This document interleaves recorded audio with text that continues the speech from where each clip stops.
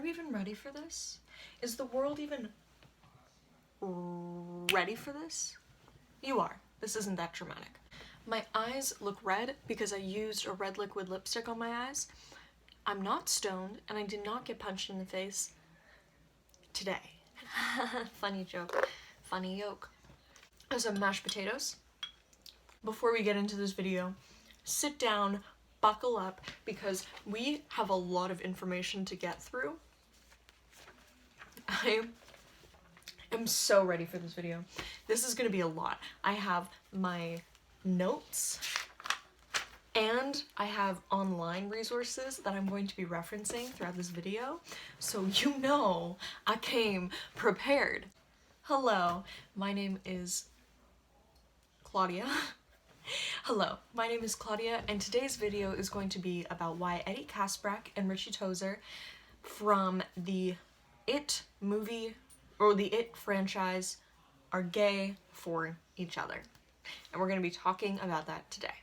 Now, like I very much said in my Will Byers' gay video, I'm not going to be saying I think they're gay. I'm not going to be saying in my opinion they're gay. I'm going to be saying they are gay, and this is the proof. And that's it. And that is it. Well, I'm just going to point out at the beginning here, Stephen King is a coward, and these characters are so obviously gay, especially Eddie Kaspbrak is such an obviously queer character, and he's literally been queer baited forever, and he has not said anything since the 80s when he put this book out, and I'm just saying, it's been a while, and it doesn't make me happy that I have to guess if my favorite, or that I have to, you know, find all this in-depth evidence that, like, my favorite characters are gay. A little bit, because it's fun, but it's also, I want to not have to do this all the time. I would love to just have characters that are gay. But that's another video that I can go on about. Oh, the only other thing I just wanted to say, if you think that me shipping two children is you know, fetishizing them, first of all, you need a good slap, because if you, when people say this stuff, it actually it boils my blood, or whatever that saying is, because first of all, these characters they are children, but they're characters, and in pretty much the whole book series and the movies and all of that, all of their childhood memories are flashbacks. They are reminiscing about their childhood. So I am not shipping children, I am shipping characters, and there is a huge difference.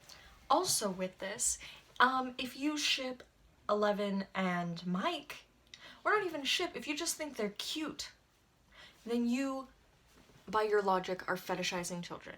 You're not fetishizing children by thinking they're cute together.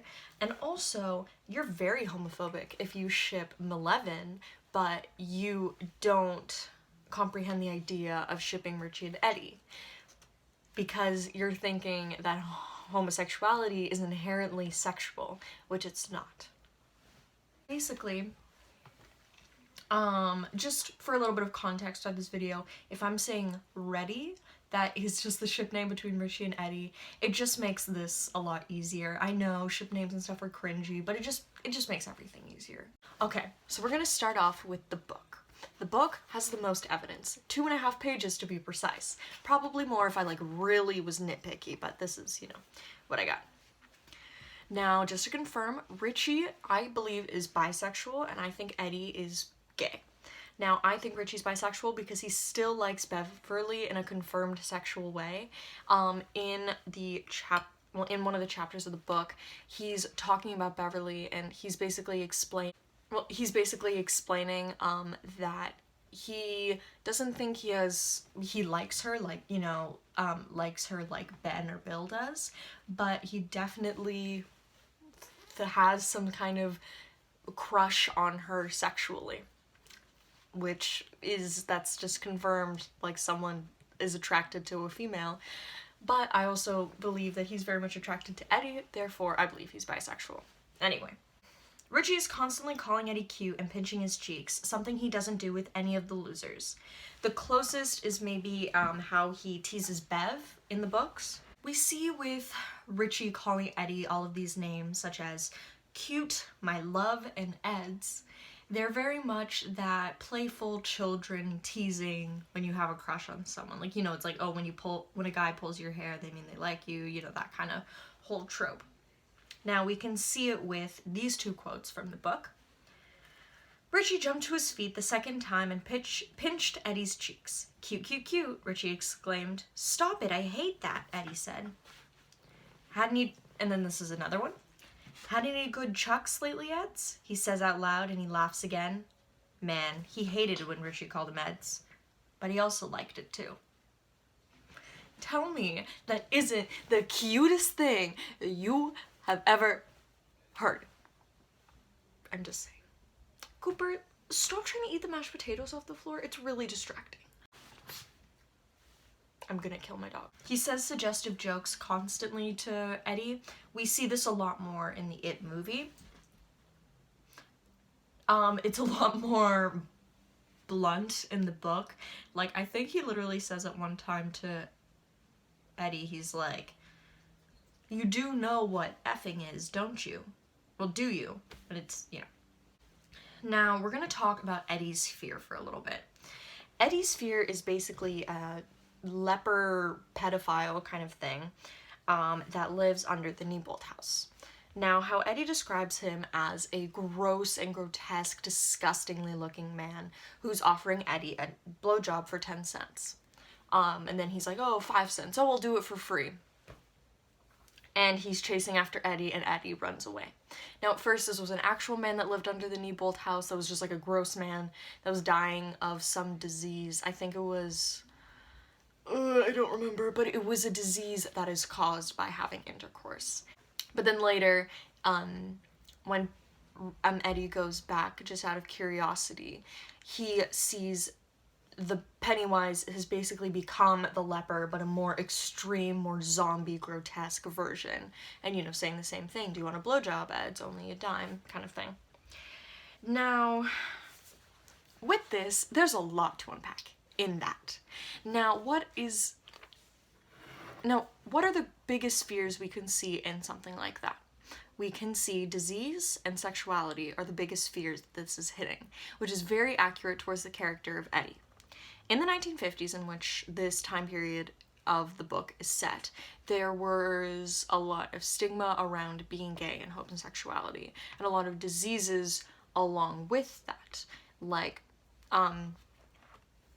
saying that basically gay people were gross, they were disgusting, they were disease-ridden, and that's probably a big reason as to why Eddie was so scared of his own sexuality, because that would also mean that he was disgusting and he was also disease-ridden, and for him that would be his biggest fear, was to be like that. Now, Richie's fear is not as big as this. Now, we can kind of go in and maybe say this is because bisexuality was, again, I'm not going to undermine bisexuality and say that it's easier to be bi, but I'm more saying that it's easier to fake being straight when you are bisexual, because you kind of just have to ignore that whole part, like one half of your sexuality. Again, it's a terrible thing, but you know what I mean. Now, it makes sense that maybe isn't his biggest fear.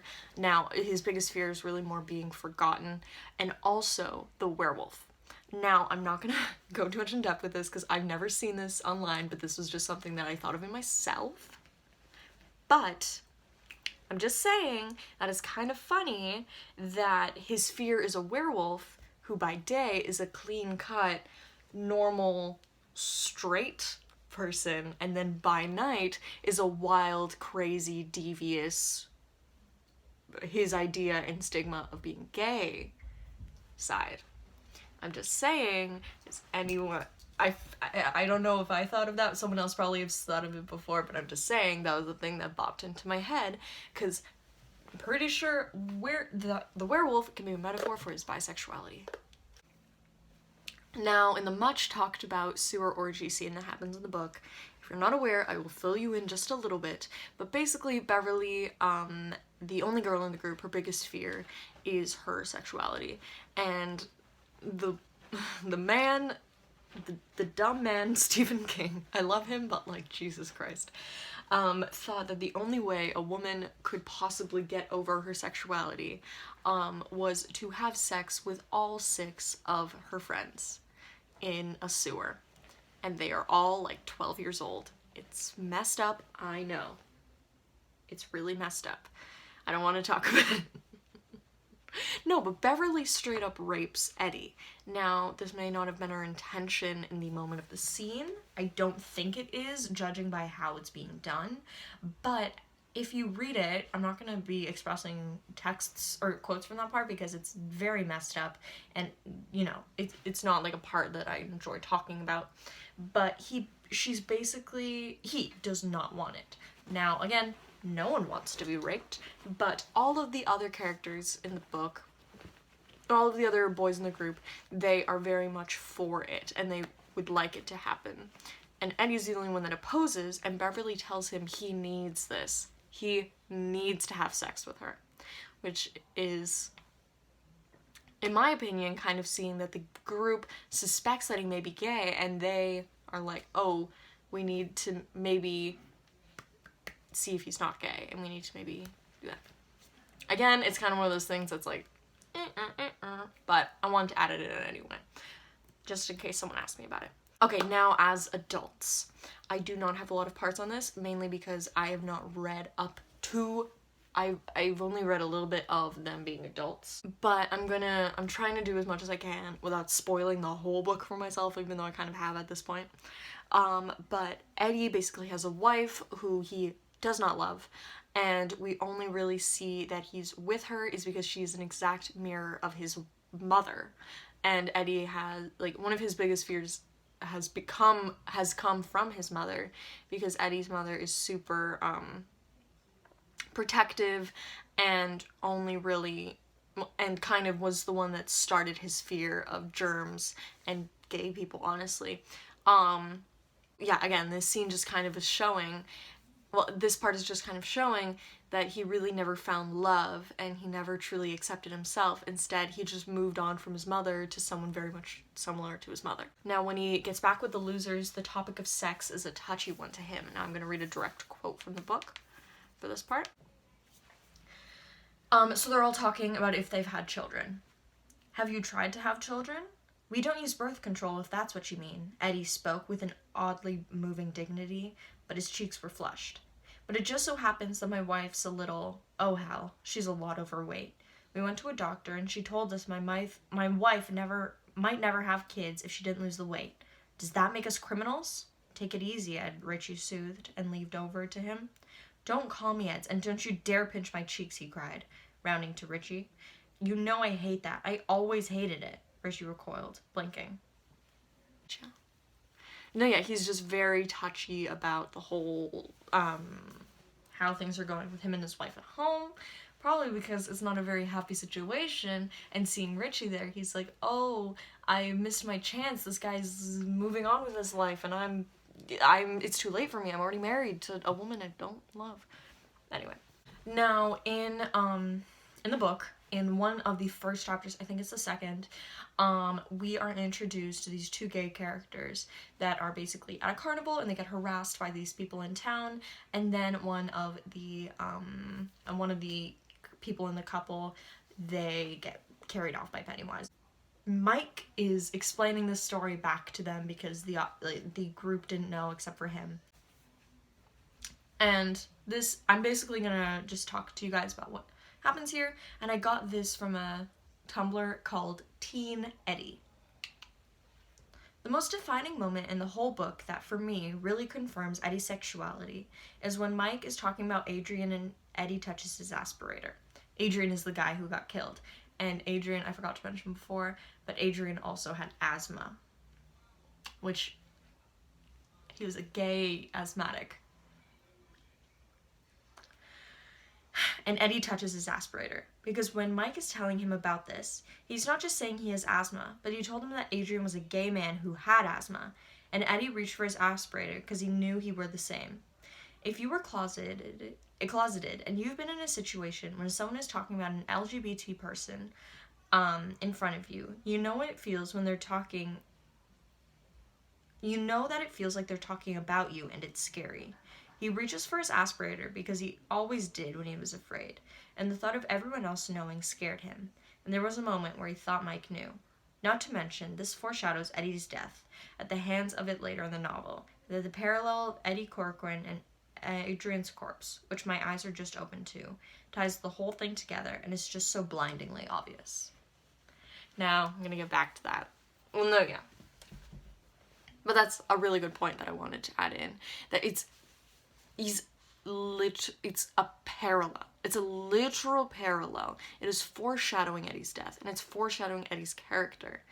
And it's so blindingly obvious. And it just, yeah, exactly. That's like one of the really defining moments for me too. Now with the death scene. Now, I'm sorry, but I have literally been looking for the death scene for like the past hour, but I have not been able to find it in the book. I do not know where she went. She's in there somewhere. It's just a very large book.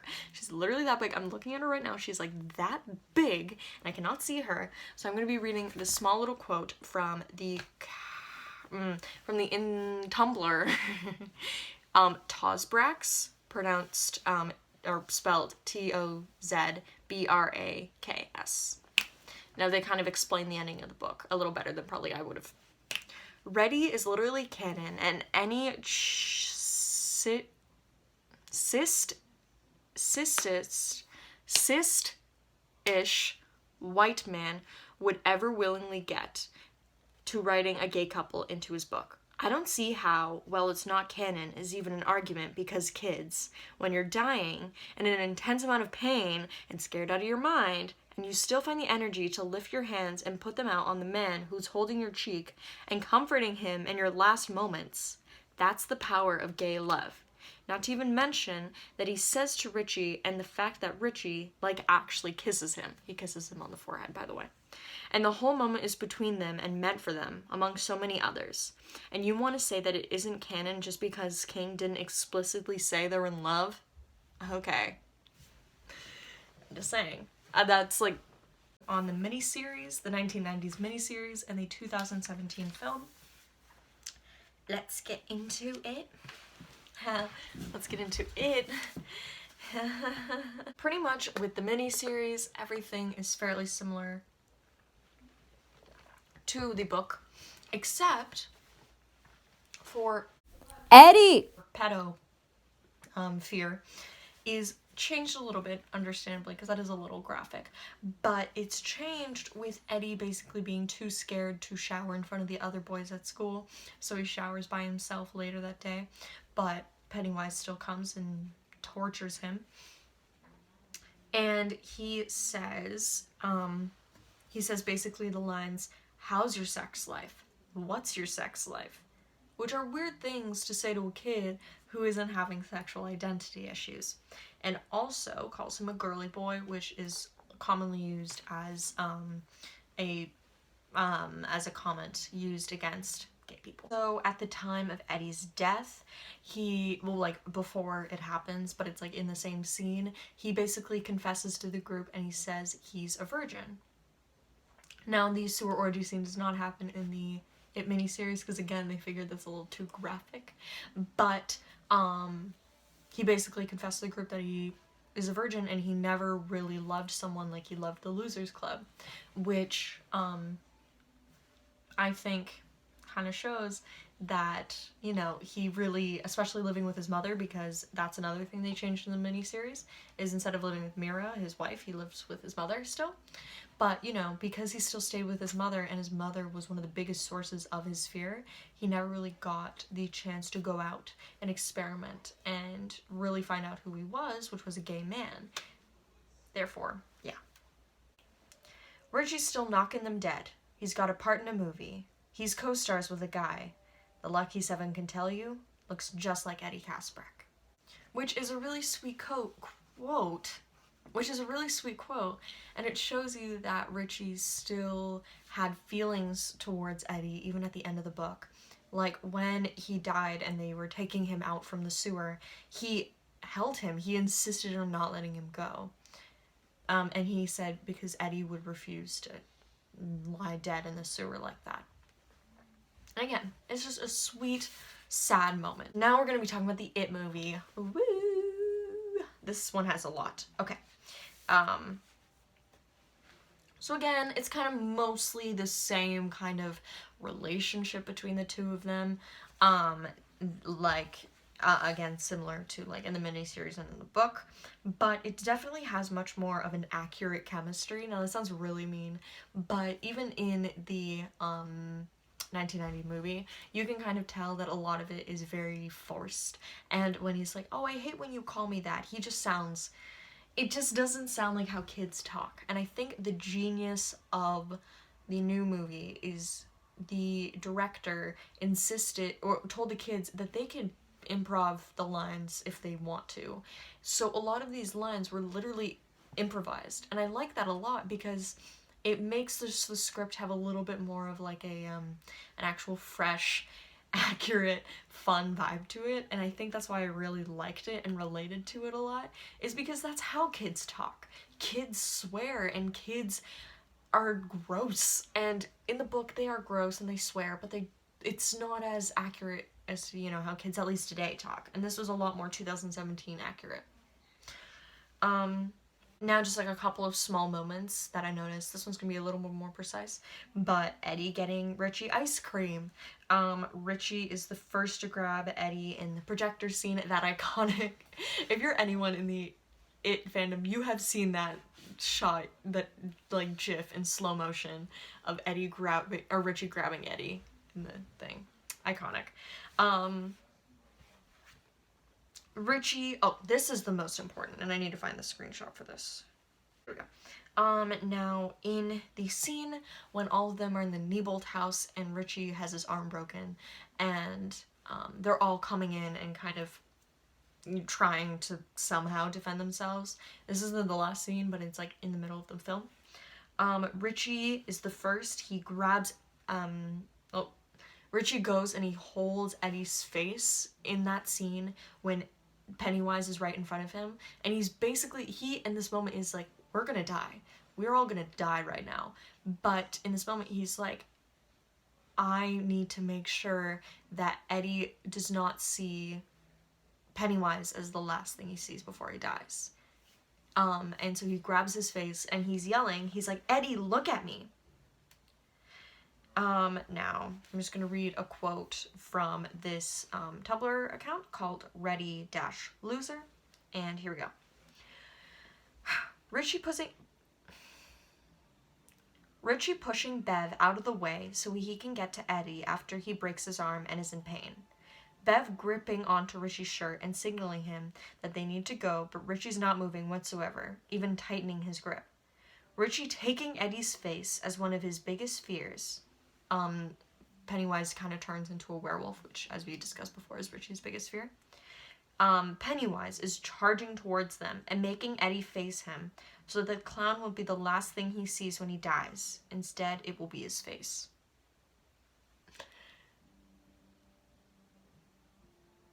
Come on. That is so gay. And now I wanted to talk about the loser lover cast that Eddie has. Now again, this is like the most iconic piece in this film. When I think of 2017 It, I think of loser lover written on Eddie's cast. Wait, I literally made this pin of the loser lover quote, or of the loser lover patch, so I'm just saying, I'm a fan. If we want to put a little bit of context in this, I think this was a little treat that the director put into the film, and I'm ever so grateful for, because in the book,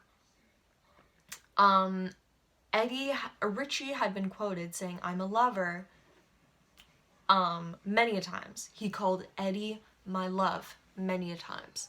Also, in the scene with the gay couple in the beginning of the book, who unfortunately one of them dies, they're constantly being called lover, which I'm aware is definitely a term that's widely used for gay people. And so is it not like, so, do you think, I'm sorry, but I cannot not think that the director on purpose put that in because he knew of the speculations of Reddie, and he knew that that would be the like just the best thing and the cutest little moment that is like a wink at the audience. That's kind of like, I know what you guys are doing and I know what you're talking about, and here you go, here's your little treat. I wish I had more, but it's like, here was a little moment for you. I'm just saying, that's what I thought when I saw that, and I was like, wow, it's pretty convenient that he's holding Richie's hand during this moment. I'm just saying. Oh, and one moment, just going back to the Neibolt house at the middle part of the movie, when Richie is in the Neibolt house and Pennywise is trying to lure him, he puts Eddie as the lure because he knows that he'd go anywhere Eddie is.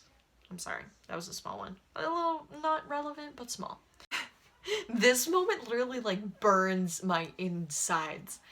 They have matching rainbow wear.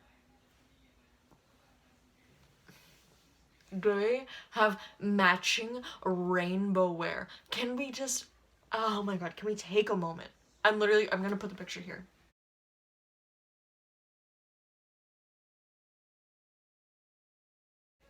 This is on iMovie, so it's probably gonna be like weirdly like swaying as you go. Anyway, they have matching rainbow wear.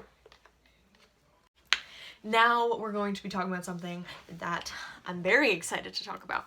But basically, in the original script for the film that was written by another director, they decided to scrap it because they wanted to make something that was a little bit more, not family friendly, but a little bit more, I don't know, it less of an obscure film and a little bit more of something that would reach a more mainstream audience, if that makes sense. Which I'm not mad at. But, you know, that's the direction they decided to go in. Now, we're going to be talking about how this director was literally like, yep, we're going to make them gay. You better believe it. Now, this one, I think, is the most defining of all of them. You can't even really see that. Now you can see it. And I'm going to read it out to you. I'm going to read a bunch of these, but we're just going to go. Now. Eddie, my arm. Oh, this is after he braces her. My arm, I think it's... He gets cut off. He howls as Richie boosts him up out of the chute. Pennywise voice. Don't touch other boys, Richie. Horrified, Eddie looks back at Pennywise, digging his way out of the coal. Pennywise voice continued. Don't, or they'll know your secret. This is another one that's pretty much Bill calling Richie out for his gayness. What the hell am I gonna do when you're away? Richie says. Everyone's got strange new hobbies. Bill. You still got your one good hand. Want my mom's Playgirls?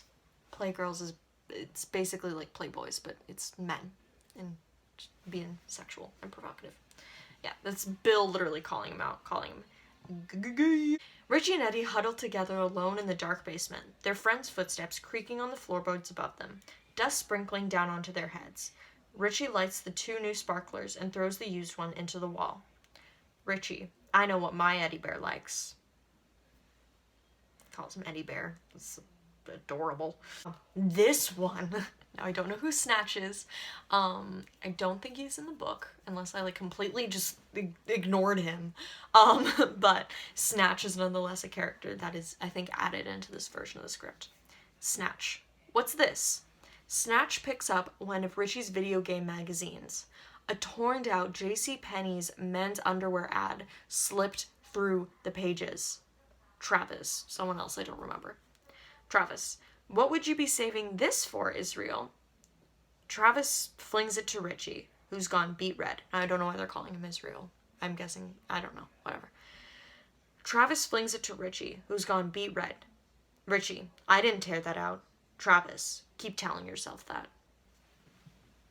Another moment is like, yeah, he is gay. This is Pennywise just disguising himself as a guy who works at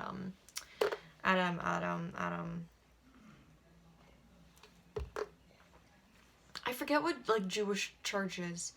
Anyway, It's Pennywise disguising himself at the church, and this is the description of the man he's disguising himself as.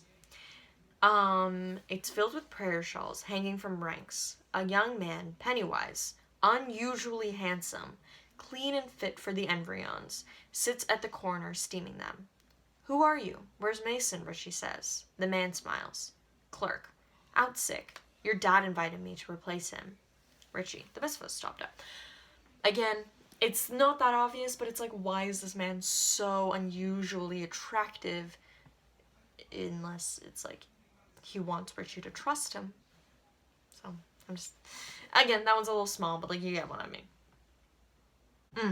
And this is one more character description for Richie from that version. Richie, 13. The neighbor with the walkie-talkie, a video game and swimsuit model freak who's secretly more interested in the swimsuits than the models, with bug-eye glasses and a kippa. More interested in the... I think that's all I have from that. But again, the man who was originally going to be making the It movie was going to make Eddie or Richie very obviously gay and literally make his character come out. Now, I'm not mad because I heard of a lot of the other things he wanted to do in the film and they sounded very bad, and I felt like it would have been bad and really obscure and weird and like really gross unnecessarily. And I really like the 2017 It movie, but I do like how he's actually gay in the other script, but that's just my opinion. Okay, so we're wrapping up this video now. That's been like literally, it's gonna be a long one, boys. Buckle up. And I'm so sweaty. Okay, now just a couple of things I want to add at the end of this video.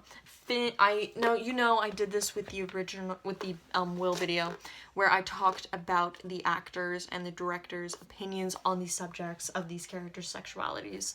Now I want to talk about Finn Wolfhard's and Eddie Kaspbrak's opinion, Finn Wolfhard and Jack Dylan Grazer's opinions about this, because they are the actors who are playing these characters.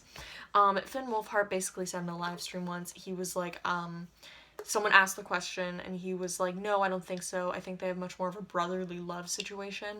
But someone said to him, it's like, but it's all, you know, it's up to the reader. It's up to the person viewing it, you know? Which I can respect. Again, like, I'm not here to try to change your opinion on the subject. I'm just here telling you that they are gay, and you don't have to agree with me, and we can live our separate lives as long as you are not like, hey, don't like fetishize them, or don't, you know, blah blah blah, because, or it's like, oh, they're gay, that's wrong, you know, that kind of stuff. Then like, no, get out, leave me alone, I will fight you. But if you're just like, I don't disagree, I think that, you know, blah, blah, blah. I'm like, sure, whatever, live your life. But, like, I'm just saying. Jack has expressed on multiple occasions that he ships Reddie. So, I'm just saying.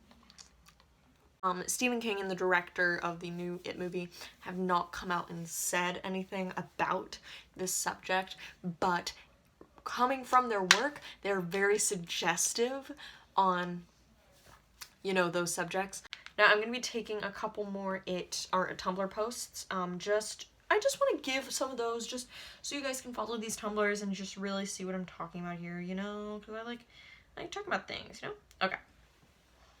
Now, a lot of people are going to say, oh, but Stephen King would have come out and expressed that Eddie Kaspbrak or Richie Tozier are gay, because why wouldn't he? He has a lesbian daughter, so that means he's like a LGBT activist.